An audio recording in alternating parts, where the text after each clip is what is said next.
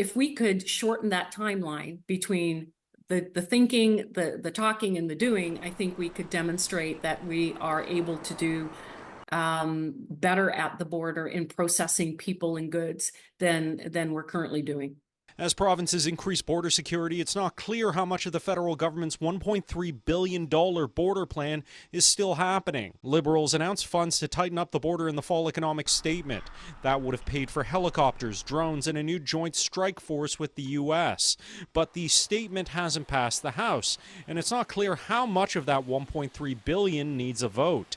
Any new spending or new programs needs parliamentary approval, but anything that involves moving existing money or programs around could still happen. Whether the funding is there for new activity or not is important, but it's also important to remember that there was already a whole bunch of activity happening before the fall economic statement.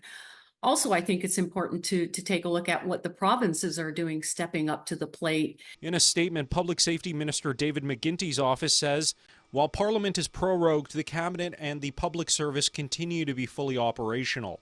In addition, Canada's border plan contains a series of measures which do not require parliamentary approval. For instance, just in the last couple of weeks, we put an end to flagpoling, announced the first Canadian land pre-clearance operation in the U.S., and held a border security exercise with Ontario. The border measures are widely understood to be an effort to placate President-elect Donald Trump, who's taken an extremely aggressive tone with Canada on trade and border security. But at least one Liberal minister notes Canada should take everything the incoming president says with a grain of salt. Yeah, I mean, yesterday he says he wants stronger borders. Today he says no borders. We'll see what he says tomorrow. In Ottawa, Shaoli Lee, City News.